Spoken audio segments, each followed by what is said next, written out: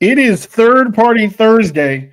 And for the first Thursday in a while, I'm actually looking forward to New York Jets football this weekend. And no, if you're thinking, well, Wudi, you sound crazy. You're excited for the Jets and the Jags. This has nothing to do with the Jets and the Jags. This has everything to do with ESPN's 30 for 30. The New York Sack Exchange documentary premieres tomorrow night, Friday, 8 p.m. at ESPN. Please join us, me and Boy Green, as we talk to the director of that film and pick the brain of one of the greatest storytellers of this generation. You do not want to miss this episode of Boy Green Meets Wudi. Can you guys help us get a jet chant here? Yeah, going. Oh. Yeah. Come on in. Let's go. Okay.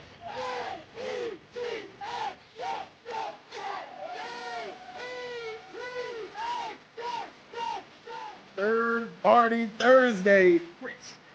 Rich, joining us here on the program with a capital P here on the program. Wow, what an intro. I mean, Boy Green is known for having the intro, but Wudi, that was unreal, man. Thanks for the kind words. We are men of many names.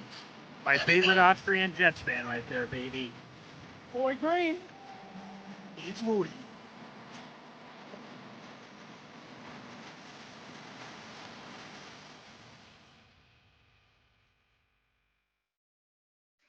Welcome to another episode of Boy Green Meets Wudi. You know me, James Wudi. I am rocking with you here. You know this man, Paul Essen Jr., the boy who became king, Mr. Boy Green himself. But we got somebody backstage who I couldn't be more excited to speak with in the cold open. You heard me, all right? You heard me. I said one of the greatest storytellers of this generation. And you might be thinking, oh, J.K. Rowling? What, George R.R. Martin? No, all right. I'm talking about somebody who, if you are a fan of football, if you've seen an NFL film this century, I am very sure you've seen this man's work. Okay, he has been shaping the consciousness, retelling the stories of the 80s, of the 90s, of every decade since and a few decades before with his films. All right, he is the showrunner of Hard Knocks. All right, I know everyone in this chat knows the line, let's go get a goddamn snack. Thank this man when he gets on air. Okay, we have an Emmy Award-winning director. Please allow us to introduce to this show, Ken Rodgers. Come on down. How are you, our good sir? After that intro, I retire. I'm done. That was the high point. I'm done. Okay. God bless, Ken. Yeah. Thank you so much. Okay. Oh, all right. There we go. I can't get better praise than that. Thank you for having me. Thank you for the very kind words. Hello, Jets Nation. Yeah, and Ken, normally when we get a project, someone promoting a book, perhaps, or a show's coming out, the first question is, well, what was the genesis of this? But that's not my question, Ken. It's what the hell took so long? All of us have been waiting for something on the New York Sack Exchange, and it's featured up here. This helmet right here, baby, signed by the entire New York Sack Exchange, one of my greatest items I have in my memorabilia collection, and Jet fans love it everywhere. What did take so long? Because I think everyone has been waiting for someone to take on this project of one of the best factions in NFL history. It's true. It's absolutely true. My partner on this film, my co-director, James Weiner, grew up on Long Island, right near Hofstra, and has been pushing this film internally at NFL Films and trying to get someone to buy it externally for 2 decades. We both started 24 years ago together, and I got to make some great films, and he has always wanted to make this one. This was his film. He grew up a Jets fan, and he could never get it done. And then he came to me, and I said, well, let me mention it to 30 for 30 people. Let me try it. At the same time, Joe Klecko gets into the Hall of Fame. And it was really that moment that started this cascading effect that Joe gets into the Hall of Fame. Mm-hmm. The very brand new president of ESPN Films visits NFL Films. I'm walking her around the building, and she stops in front of a poster of Joe Namath and says, "Oh, I love Joe Namath." I said, "Are you a Jets fan?" Yes, I'm a Jets fan. Ooh. Marsha Cook, head of NFL, of ESPN Films, and I said, I might have another 30 for 30 for you. What about the New York Sack Exchange? And honest to God, she said, let's do it. We're in. Boom.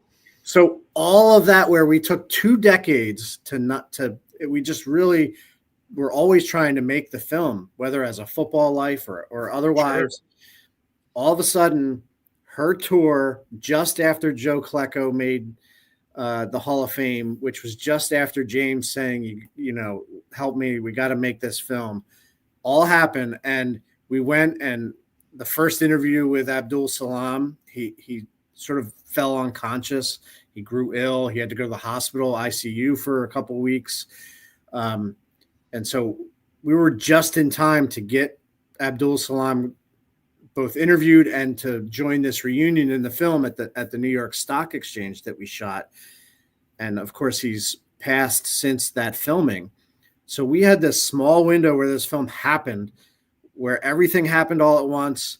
We got Abdul, we got the 4 of them together, and then Abdul's gone. And it's a shame you can't watch the film, but the film wouldn't exist if it weren't for him, because the Sack Exchange, believe it or not, I think they're all very important. Abdul might have kept them together more than anyone else. It's like the Beatles, you need everybody, right? You can't have the Beatles without Ringo. So I definitely understand that. And what I love about how this came to be, like you said, was the Hall of Fame. Joe Klecko, right? I feel like it is a long time coming. But there's another member of this exchange who I feel like, and I know he feels like, should be in the Hall of Fame. And sometimes, the life catalyzes the documentary, but also the documentary can catalyze life. Like, what do you think? I got a 2-parter for you.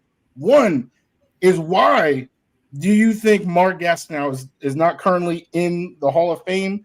And 2, is there a possibility that this documentary can actually, put him in the Hall of Fame or increase his chances to get inducted?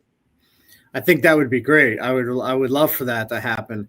Very often the main voting has a little bit of a recency bias. It's like, oh, let's get the guys who were good 5 years ago. And there's a lot of guys who retired 5, 6, 7 years ago that are on the list. You're like, oh, geez, like, we have to do that guy, right? I just saw him play. It's harder to think back 45 years earlier and say, oh yeah, that person's better than that guy who retired 5 years ago. And that's where the senior members of the Hall of Fame is really helpful. And I do see Mark getting in one day as a senior selection. I think what he did is pretty singular. And while the full career length, postseason success, run stopping, all kinds of, not everything is there, but he checks enough boxes and holds enough iconic moments in his grasp that he does deserve it. You often say a Hall of Fame is meant for the people that you can't tell the history of the league without that person. There's no way you can tell the history of the New York Jets without Mark Gastineau. You really can't tell the history of the league without Mark Gastineau, if only for the sack dance, the sack. I mean, people forget, young people forget, like, sacks weren't always a stat. They weren't a statistic until the early 80s. And many people say that the Sack Exchange, maybe it was coincidental, but when the Sack Exchange started really coming on the scene, that's when they started counting sacks. He danced after every sack so much that they created a rule, an anti-taunting rule, that you couldn't dance after a sack, which is crazy to think of today with everyone celebrating. But like, he affected so much. Him and Klecko obviously were the big stat guys. Stats pretty good, but impact on the game, sacks and celebration of sacks, we might owe most of all to Mark Gastineau. Yeah, he had one of the most dominant runs of all time. I didn't hear this stat till I heard Dan Patrick say it. Over a 6-year span, Mark Gastineau had 92 sacks. That's second most all-time ever in a 6-year span, only behind, I don't know if you've heard of this one, Ken, Reggie White. I'm pretty sure that's how you pronounce it. That's the only guy that's had more than 97. That's a pretty good company there for Gastineau. Beyond, like I said, that's statistics, but even beyond the statistics of the impact he had. Now, Ken, I'm curious because obviously we have the documentary that's coming out tomorrow night. It's going to be beautiful. ESPN, baby, check it out. Or if not, you can watch it on all the streaming platforms that are out there in the universe to be able to catch up on ESPN's wonderful documentary. Again, it'll be available to stream on ESPN Plus following its linear premiere on ESPN again tomorrow night, December 13th at 8 o'clock. But you guys shared a little sneak peek, a clip that took social media and all the talk shows by storm, was the interaction between Brett Favre and Mark Gastineau at a memorabilia show last year. And it was jaw-dropping, and all kinds of emotions were going through me. But I heard, Ken, that you were there for this interaction.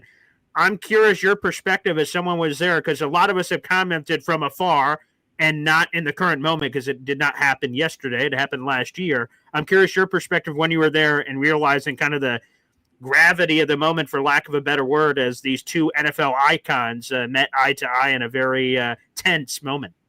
Yeah, I was sort of watching from. We were at a card show following Klecko, Lions, and Gastineau, meeting fans, signing things. It was happenstance that he ran into Brett Favre, and that we happened to be there that day. And it was the very first day of shooting on the film. It was the first day I met Mark Gastineau, and all of a sudden I'm watching this happen, and I'm hearing it. I'm like, this is awful tense, but I'm sure it can't be as tense as it appears to be. Like, I'll watch the footage when I get back. I mean, it seems like everyone was kind of freaked out there, but let me see what happened. And when I watched it, I said, oh, okay, that was actually, that tension was real.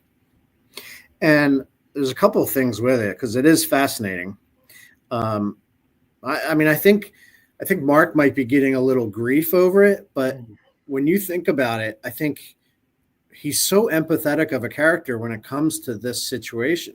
Like, he has a really good argument. He has a really good argument that his accomplishment was unfairly, one way or the other, planned, pre-planned, accidental, whatever it might be, was taken away unfairly. And I can understand why he's so passionate. I mean, if I won an Emmy and then someone went and took that Emmy away and I didn't think it was fair, I think I would be upset. I think I'd tell somebody that they hurt me.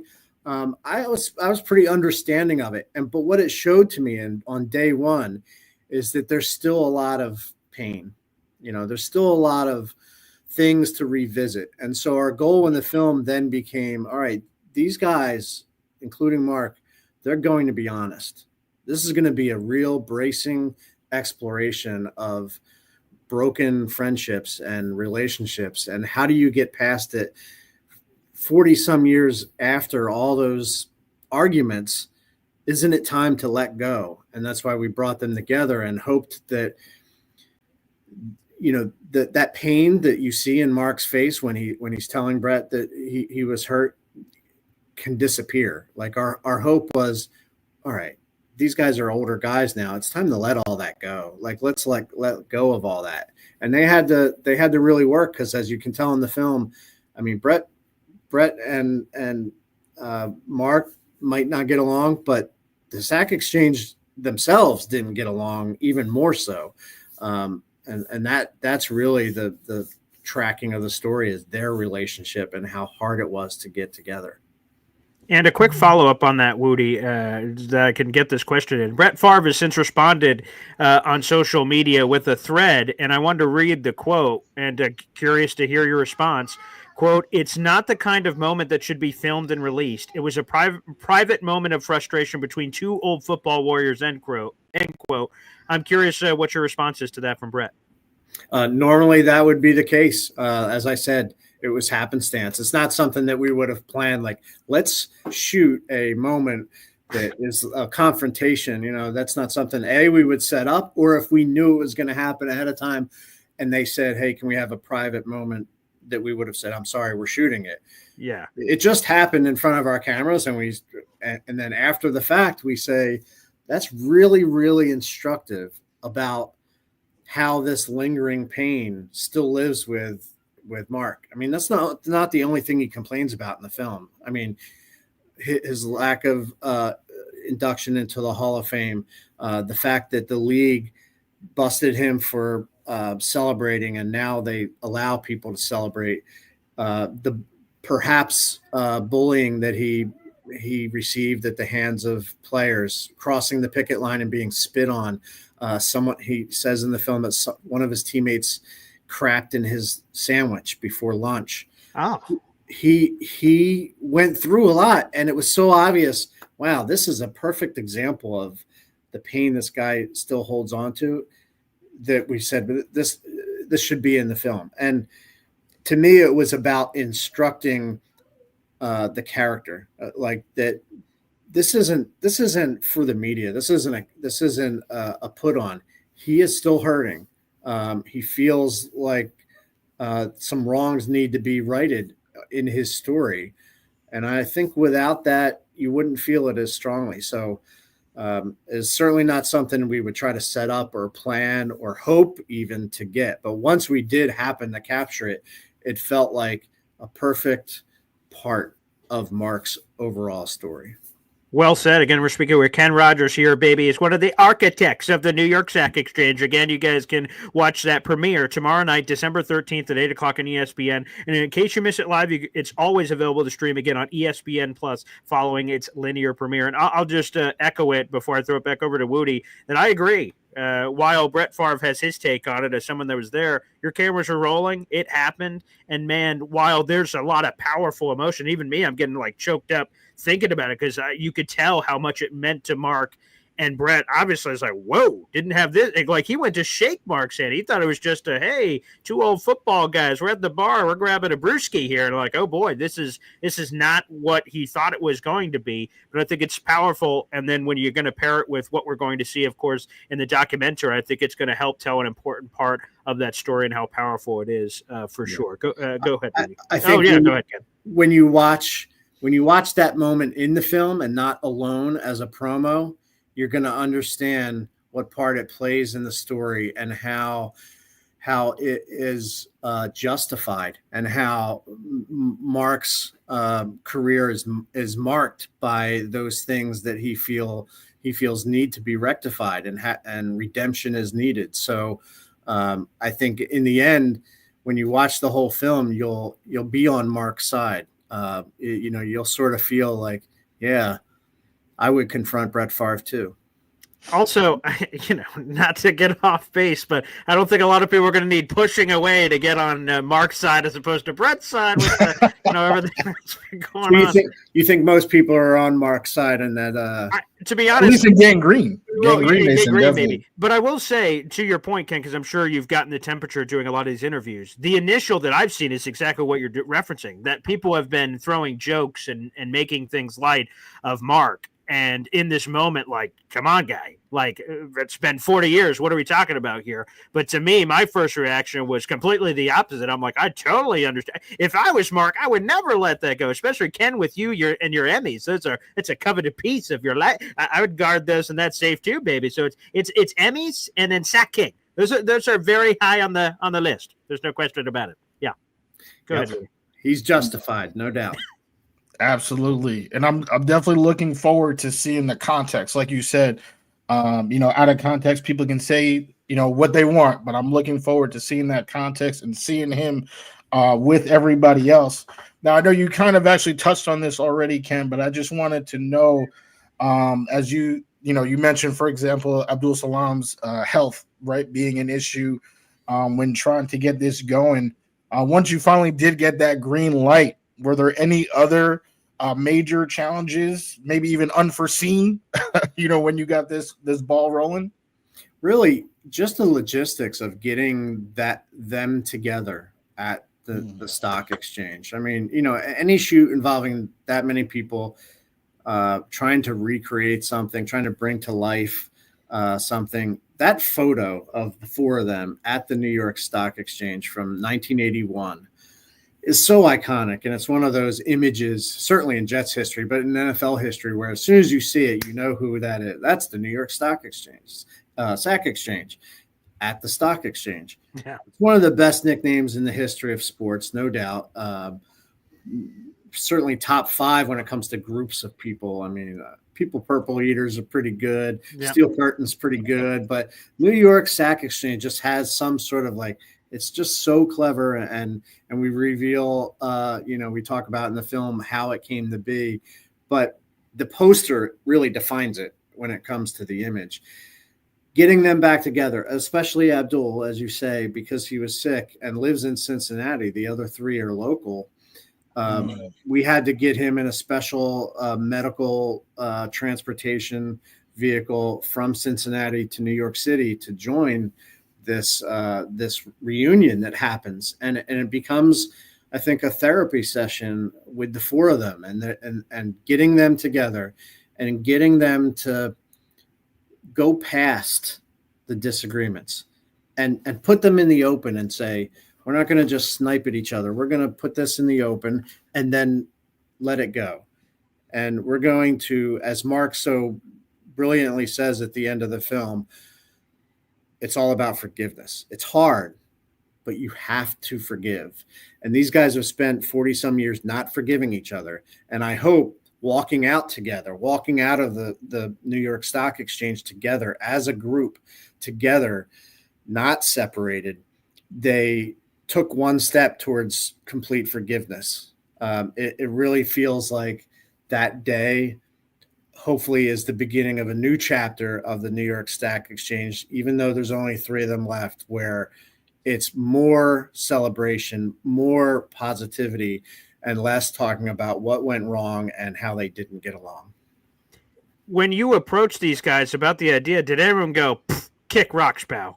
Again, because of all the animosity and every other emotion that exists between these guys, as wonderful as they were statistically and the importance of NFL history, obviously they had a lot of issues with one another. Did that at all, some of the ghosts of the past, make it difficult, even in the pitching of, hey, you guys into this? I think they thankfully knew that we wanted it to be a positive ending. We weren't going to exploit the old arguments and not have it end on a positive note. Mark was very intent on talking about forgiveness and how he's had to face forgiveness in his life a lot. And his finding of religion has helped that. But he reveals in the film how he was raped as a child. We talked about the crap in the sandwich, being spit on, being punished for things that he didn't think were wrong in terms of league rules, and also things like a big fight that happened at Studio 54 that he was blamed for and had to do community service on Rikers Island. I mean, he has a lot of great things to be angry and hold on to anger for the rest of his life. But he's gotten to this space in his life where he's at peace. And the lesson of the film is forgiveness, is let's get to the end of the anxiety and pain of the past and be in the present and plan towards the future. I think he provides for us all a great path to overcoming pain of your past and anxiety and moving forward in a positive way into your life today, right now. Ken, we have hundreds of Jet fans that are watching right now, so shout out to all those people, and there will be thousands that watch after the fact as well. What is your message to them? Because like we kind of started this interview with, a lot of people have been waiting for this for a very long time. So expectations and everything are incredibly high for what this can be with everything that's involved. What would you tell all of those Jet fans that are waiting in anticipation of the debut of this documentary? This is as much for those fans as it is for these four guys. And I think the four men would say that when Joe Klecko got into the Hall of Fame, it wasn't just Joe Klecko. He brought along those three guys, and they were there with him. And there's incredible footage of Gastineau and Klecko embracing and kissing, each other on the cheek after Joe gets in there in Canton. And you see that it wasn't just about Joe Klecko. It was about Mark Gastineau and Marty Lyons and Abdul Salam. And by extension, the fans who have waited a long time for Joe and the New York Sack Exchange to be recognized. And hopefully there'll be future Hall of Fame ceremonies to recognize members of that team. It's really, I think, the truth. It's a very honest film. It doesn't walk away from the difficulties, but at the end, the people I know who have seen it, who are Jets fans, come away feeling cleansed. They've come away feeling, wow, they got their due. Not just the Hall of Fame, but this film stands as a testament to you can overcome tough times and sit together 45 years later and find peace together. Take a picture together. They recreate the picture that was taken in 1981, standing in the same spots that they were in 1981. And it's a real circular moment of it all came back around to where they're sitting there smiling with each other. Instead of in 81, things were they were all four individuals. Now they're a group. And the film really explores that. I mean, the narrator was a fan. Method Man is on camera as a narrator. The filmmakers were fans. And I think the fans themselves, when they watch it, will see that it was made with love. Well, Ken, thanks for helping bring this to life. Thank you for being so generous with your time. And Jet fans can't wait for tomorrow night. It's going to be absolutely spectacular. Again, it premieres on December 13th, Friday night at 8 o'clock on ESPN, and will be available to stream on ESPN Plus following that linear premiere. Ken, thanks for taking the time. We really appreciate it. Thanks for having me, and I hope you enjoy the film. All right, there we go. Beautiful. Yeah, go ahead, Wudi. Absolutely will. No, thank you for your time. All right, beautiful. Ken, thank you so much. Have a great day, and thanks to everybody for tuning in. Boy Green Meets Wudi. We appreciate you guys. All right, and we'll see you next time. Take care.